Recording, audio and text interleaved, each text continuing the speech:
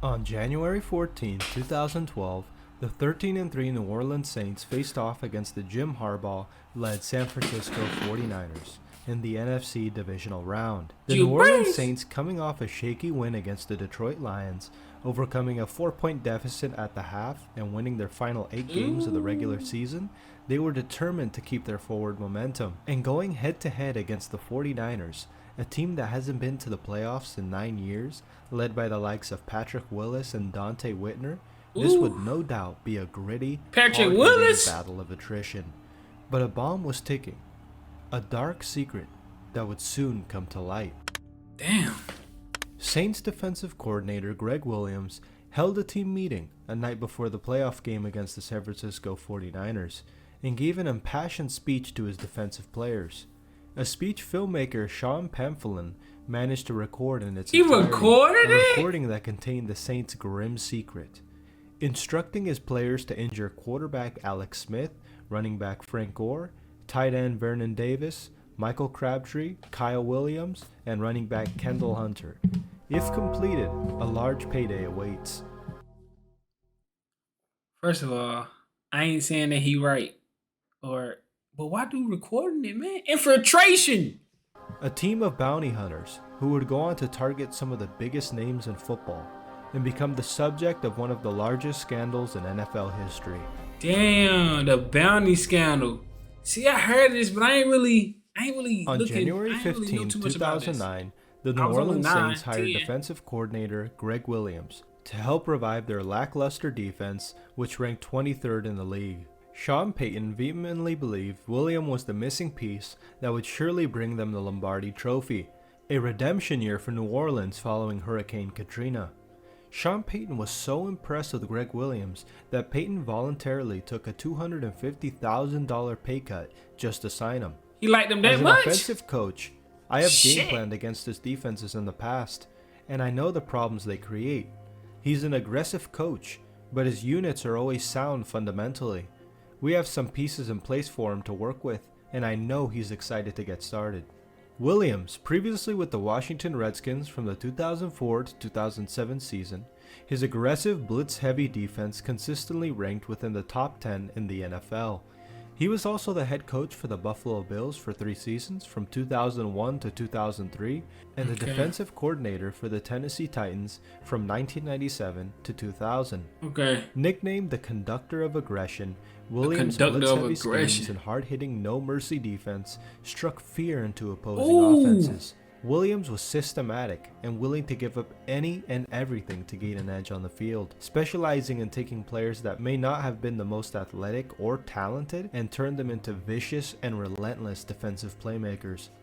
Unfortunately, Williams' intense desire to win and gain an edge on the field often blurred the lines of morality, and questions began to arise at the start of the New Orleans Saints playoff run in the NFC divisional round against the Arizona Cardinals. The Arizona Cardinals, led by the 38-year-old quarterback Kurt Warner. Warner had nearly 4,000 passing yards and 26 passing touchdowns on the season. Gregg Williams was always searching for a team's Achilles heel, and in this case, Kurt Warner's age was that heel. With the Saints having the likes of Jonathan Vilma, Roman Harper, and Darren Sharper, easily 3 of the hardest hitters in the league, Williams wanted to see just how much more life Warner had in him, and he would soon find out.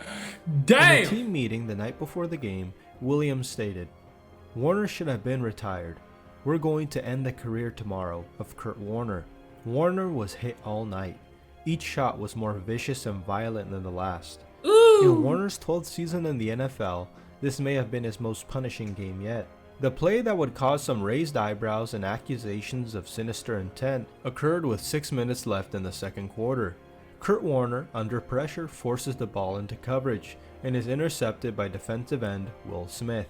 And as Smith returned the ball, defensive end Bobby McRae saw an opportunity and decided to take full advantage of it, delivering one of the most vicious hits of Warner's 12-year career, sending Warner several feet into the air. You see the disorientated Warner lying on the field as his horrified wife watches from the stands. Darren Sharper Hey, would this say, football, baby. Hey, this is football, ma'am. You should have stayed your way at home. It's like, nah, that was crazy hit, though. This is football, man. That was the game-changing play the defense was looking for. Warner was briefly sent to the locker room and returned later that game. This would be the last game of Warner's career, with many theorizing that McRae's hit may have been the reason for it. Warner, realizing he could no longer take hits like that, may have been one of the prime reasons for his departure. The Saints defense dominated, winning the game 45-14. Concerns began to circulate around the league about Gregg Williams' dark intentions during the game, but again at this point, it was all speculation. But soon this speculation would become justified when the New Orleans Saints faced off against the Minnesota Vikings in the NFC Championship game. Williams facing another future Hall of Famer nearing the end of his career. This was another prime opportunity to showcase his aggressive he's like, y'all old folks, man, y'all better go ahead. 40-year-old Favre's Iron Man reputation. He shouldn't have been out there. In a team meeting the night before the game, that old man should have retired when I was there. Is he retiring? That whole thing is over, tomorrow. We'll end the career tomorrow. We'll force him to retire. Favre threw for 4,200 yards and had 33 passing touchdowns that season, and showed how many no interceptions did he have? 40. Little did he know that he was the next target in one of the largest scandals in NFL history. Before the game, Jonathan Vilma, Pro Bowl middle linebacker for the New Orleans Saints, offered $10,000 to anyone that knocks Brett Favre out of the game. 10,000? 10,000? 10,000? Shh. I'd have came in that game taking... The adage, money motivates, was on full display. Man. This would be one of the most punishing games of Brett Favre's life. Similar in many ways to Kurt Warner's experience in the divisional round. Williams blitzed what seemed like every other play, and even on run plays, Favre somehow ended up on the ground wincing in pain. Damn. With 4 minutes, 27 seconds remaining in the first quarter, after handing off the ball on an end around to Percy Harvin, the Saints defensive end lowers his shoulder and lays Favre out. That defensive end was none other than Bobby McRae, the same player who delivered the blindside block on Kurt Warner. Hey, Bobby McRae said, I need that money! Brutality. McRae would soon earn the nickname Quarterback Killer. Quarterback Killer. This was by far one of the worst beatings a quarterback has ever taken. Hey, is that a bad name though? With roughly 2 minutes left in the second quarter, Brett Favre, under pressure, forces the ball into coverage, where it is intercepted by Jonathan Vilma. But as Favre lets go of the ball, you see Bobby McRae once again dive at Favre's ankles as Remy Yodelay tackles him down. McRae would be fined $20,000 for his illegal hits during the game. The Saints won the game 31-28 in overtime. The storyline portrayed to the public was the New Orleans Saints fighting back from the effects of Hurricane Katrina to make it to their first Super Bowl. But the real storyline was much, much darker. In 2 consecutive weeks, the Saints had taken blatant cheap shots on the opposing team's quarterback. This is football! Shots that were no doubt intended to injure. But this storyline wouldn't hit the media for another 2 years. The Saints went on to win the Super Bowl, winning 31-17 against the Indianapolis Colts, bringing the first Lombardi trophy to New Orleans. But the suspicions regarding Gregg Williams and his defense would not fade away, and in the 2009 postseason, an anonymous source contacted the NFL regarding this bounty program. But just how did this bounty program work? Who is infiltrating? Let me give you the rundown. It would start with a large pool of money collected from players and coaches, and each week before games, bounties would be announced. The bounty system paid $1,500 for knocking players out of a game, and $1,000 for card-offs when a player is helped off the field, $400 for hard hits, which they called whacks, and a $100 deduction for mental errors. Everything was systematically tracked. If the bounties were not collected, they would be put into next week's pool. So instead of $1,500 for knocking out a player, it would be $3,000 payout. According to an anonymous former Redskin player, Williams also paid premiums for kill shots, in which you knock the opposing team's star player out of the game. Kill shot! Oh, no, he's different. He different. Nah, he said I need me a kill shot. Get him up out of here. Nah. A kill shot is crazy. Nah. And this was just for the regular season. He's wild. In the wild. postseason, the payouts doubled and sometimes even tripled. The NFL's investigation into these allegations stalled until late 2011. The NFL interviewed players and coaches, all denying the existence of any bounty system, and the whistleblower later retracted their allegations. The whistleblower, that nigga, Williams' infiltration. tenure with the New Orleans Saints that bounties were placed before every game, we will be only covering the incidents that are confirmed or almost guaranteed a bounty was placed. The next notable confirmed bounty takes us to the 2010 wildcard game between the New Orleans Saints and the Seattle Seahawks. Confirmed bounty. Although a bounty was placed on Hasselbeck for an undisclosed amount, the offensive line for the Seattle Seahawks did a great job protecting him for most of the night, absorbing only a handful of hits, with the only notable play being when Scott Channel shouldered Hasselbeck after the play, sending him to the turf. So this bounty was a failure. That nigga soft The as next hell. notable bounty entry was on Aaron Rodgers in Week 1 of the 2011 season. Week 1, The bounty 2011. was said to be worth $5,000. One of the most aggressive plays of the game was Jonathan Casillas on a blitz, slamming Rodgers to the ground like a rag doll.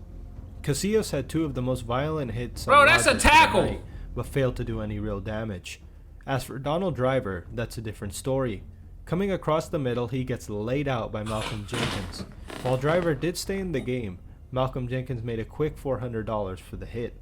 Next on the list is Jay Cutler, Give me him. quarterback from the Chicago Bears. This one is a bit different as it is based on accusations from Chicago Bears players rather than hard evidence. Oh, But nah, there's no y'all, reason man, why y'all Gregg getting Williams smacked would up out exclude it. Jay Cutler from the bounties. And the amount of hits Jay Cutler took this game makes you understand where the accusations of bounties are coming from. Cutler was sacked 6 times and hit countless other times. There was also a claim that a Saints player kicked Cutler in the throat, Damn. causing him to lose his voice. While initially having trouble finding when and if this occurred, I eventually found the play in question. With 14 minutes left in the third quarter, you see Jay Cutler walking and touching his throat as he looks over at the sideline.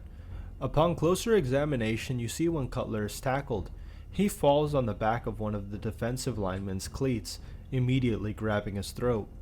While more than likely a bounty was enacted on Cutler, there's no way to say whether this was intentional or unintentional. You do see the lineman move his legs as he hits the ground to line up where Cutler is falling. Let me know what you think in the comments below. However, can't a see bounty shit. was collected, with Roman Harper knocking Earl Bennett out of the game with Boom. a vicious hit to the chest. With this game, I would say a couple of thousand were collected, and with the Saints winning handedly 30-13, in large part to their defense's aggressive play. The next notable entry was against Cam Newton in the 2011 Man, they season. did While Cam. the NFL could only confirm a bounty on Newton in Week 17, it's safe to assume my a bounty favorite player of all was placed time. when they faced him in Week 5, so I'll include both here. Ironically, Week bruh, 5 they was a did much Cam like rougher that. week for Newton, taking more than his fair share of hard hits, some that could have resulted in severe injury. A great example occurred with 7 minutes and 28 seconds left in the third quarter. Williams sends an all-out blitz, sandwiching Cam Newton between 2 hulking defenders, with one hitting higher than the other, making his back contort awkwardly as he hits the turf. A roughing the passer penalty was immediately called. Jonathan Vilma also tested the validity of Cam's Superman reputation, nailing him on a QB scramble as his helmet nearly flies off his head. Vilma also got a free shot on an all-out blitz, slamming the 6'5" Cam Newton like nothing. He is But Gregg 6'5", Williams' time was 260. running out, as more and more information from anonymous sources began to reach Unanimous NFL officials. sources. The NFL investigation resumed, Infiltration. and damning evidence would soon be uncovered. According to quarterback Josh Freeman, former QB for the Tampa Bay Buccaneers, coaches always warn their players to protect their knees when playing against the Saints, especially near the sideline. Unfortunately, even with this knowledge, in the 2010 season, Josh Freeman received a cheap shot by safety Malcolm Jenkins directly to his knee as he was going out of bounds. Fortunately, Freeman was not hurt. This shows that while the NFL was unaware of what was going on, it was seemingly common knowledge among NFL teams. That's just how the Saints played defense. Tampa Bay is like in a conference, like in a division game. So give me somebody that's like, Many players claim bounties have always been a part of football. There's no Yeah, better like what? example of this than the famed Bounty Bowl. The Bounty Bowl was I'm saying, like, when does like paying my players? Not well, to hurt people is different. Now that's different. Hurting people, like, but hitting people hard and trying to, knock people. I mean, but hurting them, trying to go at their knees, that's different. But game between the Philadelphia Eagles and the Dallas Cowboys in 1989. But what would make this game so unique bring the old is days the back, alleged man. bounties placed on Cowboys kicker Luis Zendejas His and kicker? quarterback Troy Aikman. The $500 bounty on Aikman's head yielded quick results, as Aikman was Yielded constantly quick under fire, results. causing him to force in passes into tight coverage and taking sacks. There was nothing Aikman could do. The accusations of bounties being at play began after a play was called dead due to an encroachment penalty by the defense, but they didn't listen and slammed Aikman to the ground. Immediately, Aikman's offensive line rushed to his defense and a scuffle ensued. Aikman took a beating and was benched in the fourth quarter with only 54 passing yards and 3 interceptions. 54. DC, we need to bring back the old days, man. Quarterbacks now, they have 400 yards, 300. Man, come on, man. 5 touchdowns. Bring back this defense with the bounties. Them boys won't be doing all that. Pretty looking, no look passes. Man, come on. The most notorious play in the game involves kicker Luis Zendejas, who allegedly had a $200 bounty on his head. 200 on his At the start of the head? season, Zendejas was the kicker for the Eagles, but was released after a series of missed kicks with the team. On the opening kickoff of the second half, Zendejas kicked off the ball. We then cut to him staggering and going to the wrong sideline. It's clear Zendejas has a severe concussion, is disorientated, and in excruciating pain. Zendejas received a massive cheap shot, which would cause coach Jimmy Johnson to accuse the Eagles of setting bounties on Troy Aikman and Luis Zendejas. It's true, bounties have been a part of the game for quite some time, and there are probably countless games where bounties have been set that we have no idea about. But what makes the Saints bounty scandal so unique?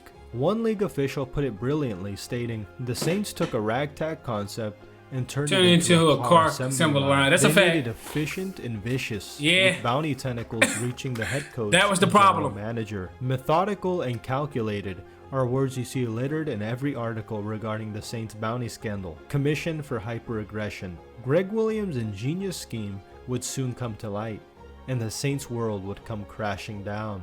Williams' final game takes us back to the 2011 NFC Divisional between the New Orleans Saints and the San Francisco 49ers. Prior to the game, filmmaker Sean Pamphilin, director of ESPN 30 for 30, Run Ricky Run, and the United States of Football, managed to record Williams' entire meeting to his defensive players, Bro, why the containing fuck? some of the most graphic audio ever Infiltration! recorded in NFL history. Kill the head, the body will die. In this audio, Kill the head, the Williams body will announced die. bounties on running back Frank Gore, stating, Thing in the world to make sure we kill Frank Gore's head.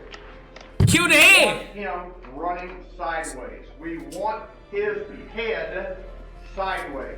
a bounty on Kendall What's wrong with Hunter, that? which he refers to as Little 32, stating, Little 32, Not. will not stop that.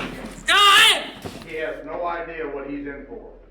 When he's on the sideline, we got to turn that motherfucker over. Go get that motherfucker on the sideline. Williams' reference to the sideline I'd have ran through the wall for my coach, man. I'd have hit Frank Gore so hard, son. I'd knock his cleats off. is the same thing Buccaneers coaches warn their players about. It is shown with the cheap shot to quarterback Josh Freeman's knee. This audio proves it was advocated. A bounty on wide receiver Kyle Williams, stating, We hit fucking Smith right there. Remember me. "Remember me" is what Williams called hits so hard that the player never forgets them. Remember me. I got the first one. The first indication of monetary gain through these actions is shown here, which I thought strange since Kyle Williams wasn't much of a Nah, I ain't playmaker, hear no which money, shows eh? that no one I ain't was hear no exempt from money being talk. targeted. A bounty is then I ain't hear no money talk. I ain't hear no money talk. He said, nah, that's hearsay. That's hearsay is he say. I ain't hear announced that. on wide receiver Michael Crabtree. We need to decide whether Crabtree wants to be a fake-ass prima donna or he wants to be a tough guy. We need to find that out. He becomes human. You fucking take out that outside ACL. A common Damn. theme you see with Gregg Williams' bounty system is not just hitting players hard and hoping they get hurt, but they are calculated.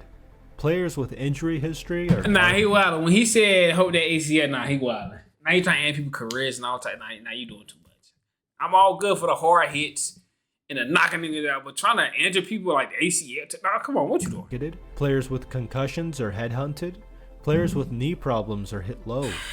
That's a crazy. bounty on tight end Vernon Davis, We need to decide how many times we can bull rush and we can fucking put Vernon Davis's ankles over the pile. a bounty on a quarterback Alex Smith, Alex Smith in the preseason game, when you guys fucking ambulanced that motherfucker, had eyes that big. Williams then states, "Never apologize for the way we compete." Frank Gore, Kendall Hunter, Kyle Williams, Michael Crabtree, Alex Smith, and Vernon Davis were on the Saints hit list, and Williams would do anything in his power to make sure they never step on the field again. With Williams' bounties in place, Hey, bro, the it's a brutal game. People be in my comments talking about some boxing, man. It's a brutal sport. Hey, NFL, it's a brutal game, man. It's a brutal game. It's like, Saints were ready to compete, but the Saints were facing an equally hard-hitting defense, and they would soon make their presence known. Patrick Willis over there for you. When Pierre Thomas caught a dump-off ball and was knocked out cold by Dante Whitner, one of our generation's hardest hitters, and fumbled the ball. Pierre Thomas did not return. The Niners had struck first and put Williams on his heels. This would be an all-out slug match. Williams responded with a vicious hit to quarterback Alex Smith by Roman Harper. The Saints defense had taken the speech to heart. When Kyle Williams is falling to the ground, you see Jonathan Vilma fly in, aiming for his head, but narrowly misses. Kendall Hunter took a few... I kind of think that damn 30 for 30 dude being in there was kind of set up. Like, you got a 30 for 30 dude in the Saints locker room for a speech for what? On a defensive speech for what? Like, that's a setup, nigga. rough hits, with one being a shot toward his leg as he was going out of bounds, and a shot to his head as he was swinging around the O-line. As for Alex Smith, he was under constant duress through the entire game, and took the roughest hits out of the lot. This was perhaps one of the hardest hitting playoff games of our generation. However, the Saints could not keep up with the 49ers offense and lost 32-36. This would be Gregg Williams' last game with the New Orleans Saints. It was a setup, on March man. 2nd, That shit was a setup like a 2012, motherfucker. The NFL announced that after a lengthy investigation, they had found evidence of a bounty system in the Saints organization. From the investigation, they had found evidence of a bounty system in the Saints organization from the 2009 to 2011 season, administered by defensive coordinator Gregg Williams. This took the media by storm. As each hour passed, more and more information about the insidious bounty scandal was released. According to the NFL's report on the scandal, around 27 players were involved in the program. In a payout program that would pay for knockout hits, at one point the bounty pool reached $50,000 somewhere in the postseason. A memo was sent around the league detailing the bounty scandal. The NFL's investigation also found that bounties were placed on quarterback Brett Favre and Kurt Warner in the 2009 playoffs. Brett Favre, however, said he didn't care about the bounty, stating, "My feeling, and I mean this wholeheartedly, is that I really don't care. What bothers me is we didn't win the game." Warner also had similar feelings, stating, "To think that guys didn't think, hey, we love to knock you out, or we would love to knock Brett Favre Bro, out." you think defensive players want offensive players to lead these games healthy? I'm not saying it's perfect. I'm not saying it's fine. I'm not saying it's a good thing. You want people to lead games healthy, but you think these defensive players don't want to hurt these players? Especially the QBs. They be wanting to hurt the QBs more than anybody. Drew Brees, or whoever it might be. I think that's part of the game, and I think that's part of the mindset. That's what I was Warner trying said. However, not all athletes responded to the news. That's a as fact. well. I mean, some people gonna feel like, running back Adrian Peterson, which is understandable, claimed that bro. in the 2011 You trying to hurt season, me, bro. The Saints Not trying to hit targeted me. his injured ankle different. deliberately and had to control his frustration and anger during the game. During the NFL investigation, Sean Payton also allegedly attempted to cover up the scheme, evident in emails he sent to Reggie Bush's former marketing agent, Mike Ornstein, a shady figure who consistently contributed to the bounty fund, putting up $5,000 to injure Rodgers in the season opener. At one point, Tom Benson, owner of the New Orleans Saints, was made aware of the bounty sister Gregg Williams was employing, and ordered Mickey Loomis, general manager for the Saints, to put an end to it immediately, but he failed to do as he was told. Gregg Williams, in a statement, expressed his regret in employing the bounty system, stating, "I want to express my sincere regret and apology to the NFL, Saints owner Tom Benson, and the New Orleans Saints fans for my participation in the Pay for Performance program while I was with the Saints. It was a terrible mistake, and we knew it was wrong while we were doing it. Instead of getting caught up in it, I should have stopped it. I take full responsibility for my role.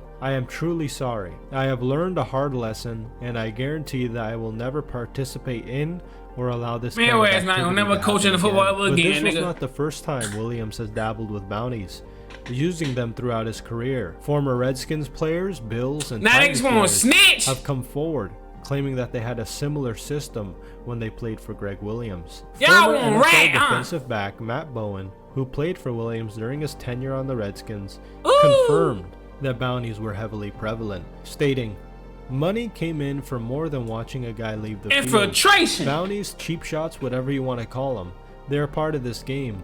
It's an ugly tradition that was exposed Friday with Williams front and center from his time coaching the defense in New Orleans. But don't peg this on him alone. You'll find it in plenty of NFL cities. This proves that this was not an isolated event, but something Williams has employed throughout his career, undoubtedly causing countless injuries." But Bowen also suggests that Williams is not alone, and that it is actually quite common in the NFL, with some NFL Don't do my players Ravens like that. Do not estimating do my that Ravens, upwards nigga. to 40% of players participate in bounty systems. On April 5th, 2012, the bounty audio would be released, making the bounty scandal all too real. Roger Goodell was disgusted with what the NFL was able to find, Take and his enacted hand, you some of kill the his most body. severe punishments in NFL history. Defensive coordinator Gregg Williams was suspended indefinitely I already knew that. due to his masterminding and implementation of the bounty system. Linebacker Jonathan Vilma was suspended for the entire 2012 season What? due to his leadership role with the bounties, and Vilma putting up a $10,000 bounty for Warner and for Favre's forced exit from the game during the 2009 playoffs. Head coach Sean Payton was suspended for the 2012 season for his knowledge of there being a bounty system in place and obstructing the NFL's investigation twice, in 2010 and in 2011, attempting to cover up the bounty system. And defensive end Anthony Hargrove was suspended for the first half of the season for obstructing NFL investigation. Mickey Loomis, general manager for the New Orleans Saints, was suspended for the first 8 games of the 2012 season. Defensive end Will Smith was banned for the first 4 games of the season.